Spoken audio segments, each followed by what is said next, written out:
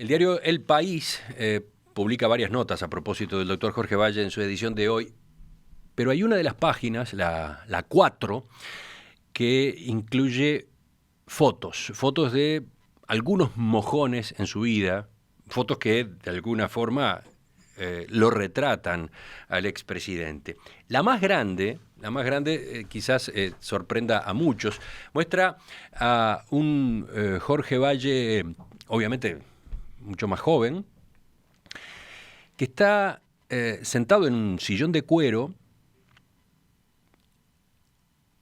con pijama y con un robe de chambre, tomando mate, en una actitud reflexiva, con la cabeza inclinada, los codos apoyados en las rodillas, tomando mate al lado de una mesita que tiene un teléfono. Esa es toda una época del doctor Jorge Valle que tiene que ver, curiosamente, con quien está del otro lado de la línea telefónica, el doctor Leonardo Costa. Buen día, Leonardo. Emiliano, ¿cómo estás?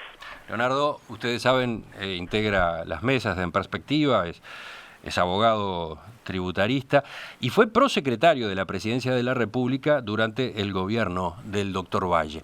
Ahora, ¿en qué circunstancias lo habías conocido, Neco? Yo lo conocí en el 84, yo vivía en Paysandú en ese momento, y había un acto que él iba a ir en el viejo cine Astor, y bueno, hizo un discurso que él había venido haciendo ya, que era que después se publicó incluso por Unidad y Reforma, en el lista 15, y con los brazos abiertos, un discurso tremendamente liberal y tremendamente republicano, y que a mí me impactó y yo no estaba haciendo política en esa época. ¿Tú tenías 18 años? 17 años tenía. 17, 18 años, ¿no? No venía de una familia con tradición política y por tanto no estaba haciendo nada, y bueno, y dije, yo tengo que seguir a este hombre y tengo que tratar de ayudar para salir al país adelante, en fin. Y bueno, y ahí me unía a la lista 15 de Paysandú, donde voté, y seguí en contacto con él. Cuando me vengo a Montevideo en el 85 a estudiar, me acuerdo que mi primer contacto fue en un club de la calle Lázaro Gadea y Boulevard España, en donde en ese momento Gabriel Gurméndez, quien fuera después presidente de Antel y ministro de Transporte, había hecho un pequeño acto para la juventud, y yo no me acuerdo por quién fui para ahí. Y bueno, y ahí él habló y yo lo interrumpí diciéndole, mire, me parece que acá algo anda mal, acá algo de diferencia de clases hay, algo de lucha de clases hay, porque hay gente que le es más fácil las cosas y gente que le es más difícil, en fin. Un poco también por esa rebeldía del que venía del interior, y que sentía que acá tenía que hacer el doble del esfuerzo, que no me arrepiento por otra parte, o sea, no estoy quejándome, es una cosa que las cosas son así. Flor de audacia la tuya, además con esa edad, largarte a polemizar nada menos que con Jorge Valle, ¿no? Claro, de atrevido nomás, de atrevido. Y me dice, ¿usted quién es? Entonces me presenté, le dije quién era, de dónde venía. Me dice, escúcheme una cosa, vaya por mi casa mañana que le voy a dar unos libros. Y yo que era grande, porque en realidad, tal cual, yo me imagino hoy un muchacho de 18 años planteándole a una persona, en ese momento Jorge tendría 50, 60, no recuerdo bien, plantearle esa cosa era irreverente, pero su respuesta fue mejor todavía, porque dice, váyase a mi casa mañana que le voy a dar unos libros. ¿Y fuiste a la casa? ¿Dónde era la casa en ese momento? Claro, en Luminoso Terra, entre una callecita cortita, esa calle, ¿cómo es que se llama? Que está enfrente, va a morir al hospital al Pereira Rosell. Al Pereira Rosell, una callecita cortita, y él vivía ahí entre 18 y esa calle. Fui ahí. Era un apartamento muy sencillo, según cuentan quienes lo visitaron en todos aquellos años, porque en la dictadura también era un centro de vida política ese local, ¿no? Esa casa de Valle. Él vivía con su camarlengo, le decía él, que era Moreira, su secretario y amigo de toda la vida, Moreira, que él decía, es mi camarlengo. En presidencia incluso le siguió diciendo el camarlengo. Tanto es así que después de un tiempo en medio un jocoso hasta a un caballo le puse camarlengo y él lo seguía. Sí. Me consta que lo seguía. Eran las épocas de Valle soltero, entre comillas, ya se había divorciado de su primer matrimonio, ¿no? Exactamente. Y bueno, y ahí empezamos a tener una relación basada en los libros. Él nos recibía, a mí y a otros más, que después integramos su gobierno, nos recibía de pijama rojo, efectivamente, con un pijama rojo ciertamente no muy estético, pero tal cual lo muestra la foto, muy gracioso. Es esa misma foto, ¿no? Es esa misma Me foto. faltó un detalle de esa foto. Valle está además descalzo, ¿no? ¿Lo recibía descalzo? Sí, era una cosa que ahora que estoy viendo la foto, tal cual recibía descalzo. Una cosa muy graciosa porque que un individuo que en ese momento era senador nos recibiera descalzo, tomando mate y bueno, y hablando fuerte y comentando cosas, era muy gracioso. Básicamente durante el 85 al 88 pasamos por ese apartamento, no sé, un grupo de 15, 16 jóvenes, Barrera, Abdala también, Eduardo Sainz, Oscar Brum, yo, Jorge, no sé, un montón de gente que formamos eso que después algún periodista llamó la generación del pijama rojo. Y bueno... ¿Y seguiste intercambiando libros con él? O mejor dicho, leyendo los libros que Valle te sugería. Que después te llamaba para ver si lo habías leído y qué comentario tenías. Que era una época para que la gente se ubique. El teléfono no era una cosa tan común en esa época. Y bueno, pero de alguna manera él nos seguía con ese continuo pincharnos para que leyéramos. Jorge Barrea sin duda era el que más leía de esa generación y quizás además tenía una relación personal muy fuerte, pero todos tratábamos de seguirle el ritmo a Valle. Después naturalmente trabajé para él en la elección del 89, que se perdió, y un día le dije otra de esas cosas irreverentes. Dije, mire Jorge, acá hay una cosa que está pasando, año 90 sería esto, que tenemos que entender, los jóvenes les gusta más la música que la política. Sepa usted, le digo yo, que de pronto su hermano, que era un gran concertista, llama para hacer un concierto y lleva más gente que un político hoy. A lo cual no le gustó, pero yo me dije, ¿sabe qué? Algo de razón tiene. Y ahí me invitó a dar unas palabras en un acto sobre la juventud, que fue mi primer discurso público, y creo de los pocos que hice en mi vida, ¿no? Y me lo corrigió mucho, me dijo, usted tiene que hacer tal cosa y tal. Después de eso, naturalmente, durante los 90 teníamos una relación de contacto así, tal cual, yo lo llamaba cada tanto para hacer una pregunta, hacerle una sugerencia, etcétera. ¿Cuánto pesaba en esas conversaciones la política? ¿Cuánto pesaba el turf? En esa época solo era política. Yo, mi pasión por el turf con él comenzó cuando al lado de él, cuando trabajé con él, ¿no? ¿Sí? Ahí sí fue muy fuerte. ¿Te contagió el amor por los caballos y las carreras de caballo? ¿Fue él? Y sin duda, porque, a ver, a veces con Raúl Lau, que era el secretario de la presidencia, que era otro individuo que tenía un gran conocimiento, se decían, fulano hijo de tal por tal, que corrió tal cosa. Y digo, ¿qué tiene esto? Empezó a salir en ese momento en la revista Yatasto, cuando reabre en el 2003 el hipódromo, y él la tenía todos los miércoles en su... Y yo empecé a mirar a ver qué era eso, porque me parecía una cosa muy, muy divertida, digamos. Y bueno, cuando la reapertura del hipódromo la vivió como... Había 3 obras que a él le impactaban y que quería hacer. Era el puerto de Montevideo, el aeropuerto y el hipódromo. Y por suerte las 3, en esa época tan dura, las logró hacer con mucho ingenio de parte del equipo que trabajaba con él, porque recuerden que era imposible inversión pública, no había dinero, y bueno, se hicieron de estas formas. Ahí Lucio Cáceres, Achugarri jugaron un rol fundamental en todo eso, ¿no? De todos modos, bueno, la pregunta era a propósito del turf, y de paso ya tú terminaste hablando de la presidencia de Jorge Valle. ¿Cómo fue ese paso? ¿Cómo fue que tú terminaste siendo designado en ese cargo de prosecretario?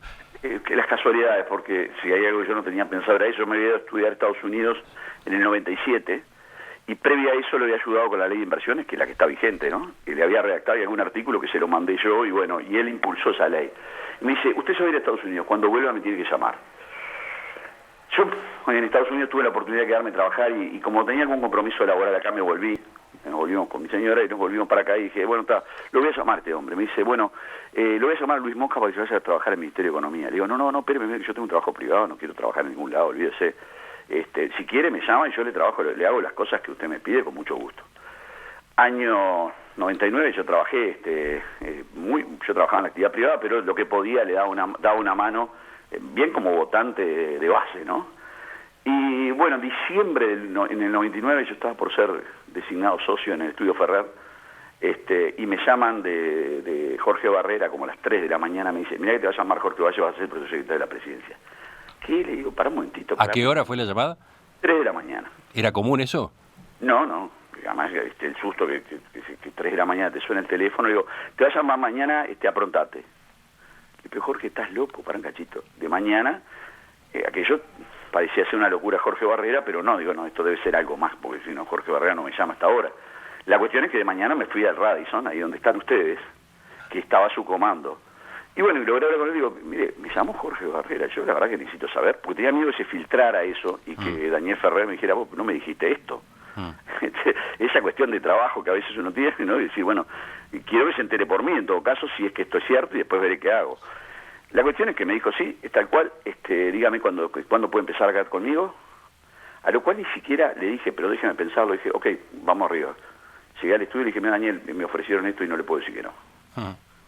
Era una época muy, sin duda, primero había sido una cosa que yo toda la vida había trabajado con él y me parecía que si me daba una oportunidad, por lo menos por un año lo iba a hacer, que ese era mi horizonte de tiempo, ¿no?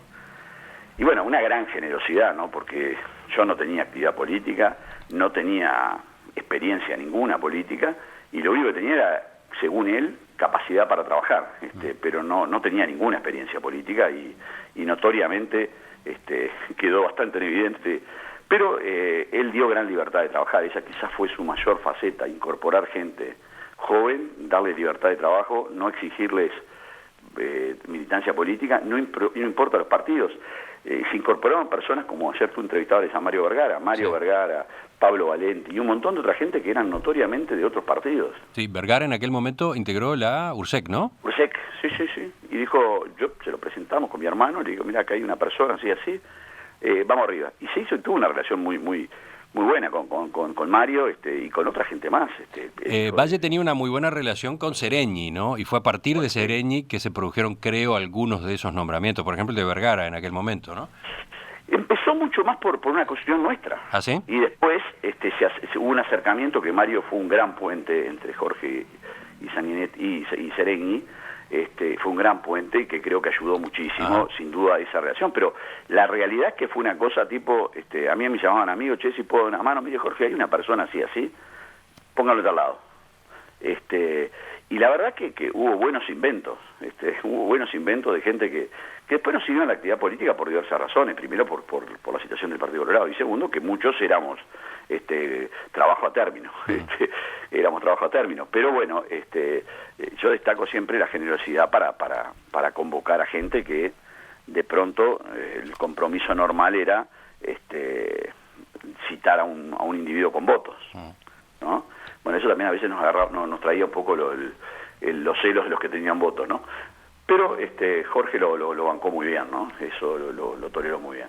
Naturalmente, destaco de esa época su humor, a pesar de las situaciones que tenía, ¿no? Y las situaciones que después se vinieron como el año 2002, ¿no? Pero siempre de buen humor. Estábamos por entrar a Casa Blanca, me acuerdo, para hablar con Bush, y cuando estábamos para entrar ahí en el Oval, en el Salón Oval, llega la noticia de la aftosa. Ah, claro. Yo recuerdo la expectativa que se había generado en torno al encuentro Valle-Bush en Washington y cómo todo aquello se derrumbó en un segundo por la noticia de la aftosa, ¿no? Estábamos saliendo de la embajada a la Casa Blanca y en ese momento cae la noticia. Bueno, y ahora como improvisamos, porque obviamente ya no era voy a vender carne y aquello que él decía, la vaca les gana permanentemente, ¿no? No había nada para vender. Bueno, la cuestión es que él sacó la entrevista como pudo y generó una relación de gran carisma personal entre él y Bush, que fue lo que a la postre después nos salvó, ¿no? Que nació en una reunión que hubo en Canadá por el ALCA, en donde se sentaron juntos USA, Uruguay, al lado de la mesa, cuando es en inglés, y bueno, y ahí nació esa relación. Y al lado estaba, a ver si la gente se ubica, estaba Venezuela. Era USA, Uruguay, Chávez, ¿no? Venezuela, ¿no? Una cosa muy graciosa. Y él también sirvió de pivote Con Chávez tuvo una relación muy buena con Bush, también con Chávez, a pesar de algunas diferencias, pero él lo reconocía como un loco lindo a Chávez, ¿no? A pesar de que discrepaba con él, ¿no? Muchísimo. Neco, podríamos seguir hablando toda la mañana, pero déjame saltar con una última pregunta a los últimos años. ¿Cómo era tu relación más recientemente? Yo, después de que salí de presidencia, que naturalmente me dediqué de lleno a la actividad privada, no tuve una relación muy cercana con Jorge, por el contrario, en algún momento fue muy distante, incluso sin diálogo, y nuevamente nos reencontramos, es decir, durante 2 o 3 años no nos hablamos directamente, y nos reencontramos después gracias al Turf de vuelta. Un día que ir a París, había una reunión, yo era presidente de la Asociación de Propietarios, y había una reunión en París en donde él iba a ir y iba a hablar en lo que se llama lo que sería la FIFA de los caballos, para que la gente entienda. Y me llaman de Hípica y me dicen, mira, va a ir Jorge Valle, ¿vos podés ir con él? Yo no tengo ningún problema, ¿cómo no voy a poder ir? Y nos encontramos acá en Montevideo, y me dice, ¿cómo le va? ¿Cómo anda? Cuénteme de su caballo. Y empezamos a hablar de vuelta de caballos. Y en París hicimos durante horas y horas hablamos de caballo.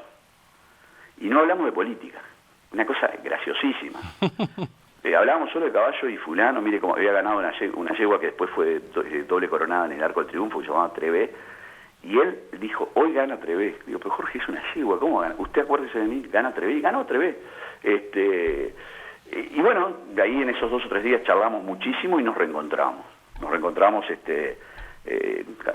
me solía llamar alguna vez que otra por de la mañana, yo lo solía llamar, vinculado a cosas estrictamente del Estado, no era ni siquiera del partido ni nada, porque sabía que yo no tenía actividad, que no tenía vocación de hacer actividad política, pero hablábamos de cosas del Estado. ¿Qué le parece tal decisión? Y muchas veces estábamos en desacuerdo uno con el otro, pero de mucho respeto y mucho reencuentro, que lo recuerdo nuevamente, gracias a los pingos nos reencontramos, que es una cosa que hasta humana, del cariño creo que mutuo que teníamos, a pesar de las diferencias que tuvimos en algún momento, ¿no? Leonardo Costa, gracias por acompañarnos con estos testimonios. Nos reencontramos ahora, supongo, en la mesa del próximo lunes, ¿te parece? Un abrazo, chao, chao.